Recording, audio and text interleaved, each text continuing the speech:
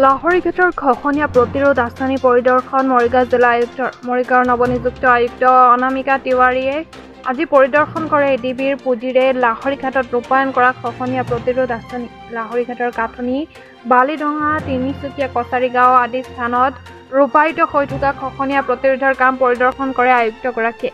কাঠনি launch ঘাটৰ পৰা লঞ্চৰে আয়ুক্তগৰাকীয়ে জলসম্পদ বিভাগৰ জিলা ঊৰ্ধ্বতম বিষয়াৰ দলৰ সৈতে সমগ্ৰ অঞ্চলটো পৰিদৰ্শন কৰে। লাহৰীঘাটৰ পৰা খাইৰুল ইছলামৰ ৰিপৰ্ট।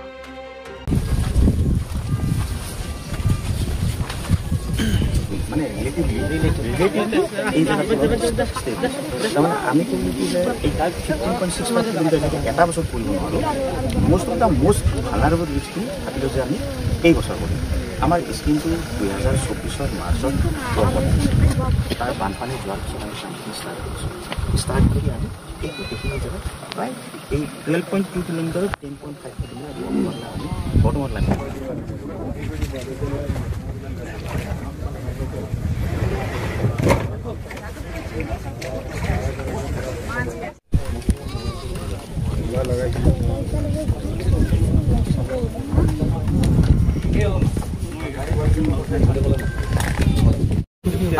আজি মই ইয়াতে আহিলোঁ। আমি ঘোঁৰাগাঁৱৰ পৰা এইফালে আহিলোঁ এইখিনি লাহৰীঘাটলৈকে, আৰু গোটেইখিনি আমাৰ যিখিনি ৱাটাৰ ৰিচোৰ্চ ডিপাৰ্টমেণ্টৰ যিখিনি কাম হৈছে তেওঁলোকৰ গোটেই বুজ ল'লোঁ, আৰু দেখিছোঁ যে যথেষ্ট সংখ্যক কাম হৈছে, কিন্তু আৰু আমাৰ 3 বছৰৰ ভিতৰত আৰু কিছুমান কাম বাকী আছে। সেইখিনি আমি এতিয়া আলোচনা কৰিছোঁ, ষ্ট্ৰেটেজি এটা ল'ম যে আমি কেতিয়া কৰি পেলাই কামখিনি কমপ্লিট কৰিম।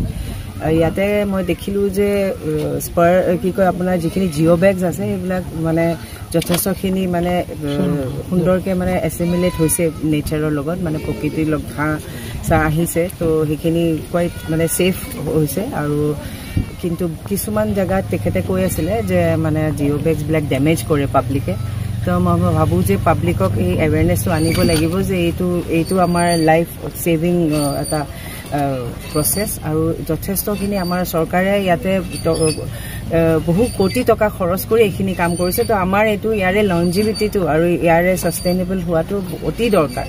তো সেইকাৰণে অকল আমাৰ ইঞ্জিনিয়াৰিং ডিপাৰ্টমেণ্টৰ পৰা হওক বা আমাৰ যিখিনি ৱৰ্কছ ডিপাৰ্টমেণ্ট আছে, জিলা প্ৰশাসন আছোঁ, পাব্লিক, আমি ৰাইজে মিলি এইখিনি কৰিব লাগিব। আৰু এতিয়াতো আপোনালোকে জানেই যে আমাৰ মাননীয় মুখ্যমন্ত্ৰী ছাৰ বহুত চিন্তিত, আৰু তেওঁ আমাক এইবিলাক নিৰ্দেশ দি থৈছে যে কেনেকৈ আমি এইটো ৰেগুলাৰ বেচিছত মনিটৰ কৰি থাকিব লাগে, আৰু কোনো ধৰণৰ ডেমেজ আমি সহজে ইয়াতে হ'বলৈ দিব নালাগে, কাৰণ বহুত টকাৰ ক্ষতিও হৈ যায় তাৰপিছত। ইয়াতে যথেষ্টখিনি আগতে মই বহুত বছৰ আগতে ইয়াতে আছিলোঁ, তাতকৈতো এতিয়া বহুত ছিটুৱেশ্যন ভাল হৈছে। আশাবাদী মই যে এইখিনি ছিটুৱেশ্যন ভাল হোৱাৰ ফলত আমাৰ এই অঞ্চলৰ যিখিনি মানুহ আছে, যিখিনি ৰাস্তা ঘাট আছে, সকলো বস্তু এতিয়া আমি ডেভেলপমেণ্টৰ ফালে ভাবিব পাৰিম যদি বানপানীটো আমি ৰখাব পাৰোঁ। মৰিগাঁও জিলাৰ এইটোৱে মেইন সমস্যা। তো মই ভাবোঁ যে আমি মানে ৰেগুলাৰ ভিজিট আমি কৰি থাকিম, আৰু ৰাইজৰ লগত কথা পাতিম যেন আমাৰ এইখিনি কাম সুস্থ হৈ মানে থাকে আৰু। Thank U.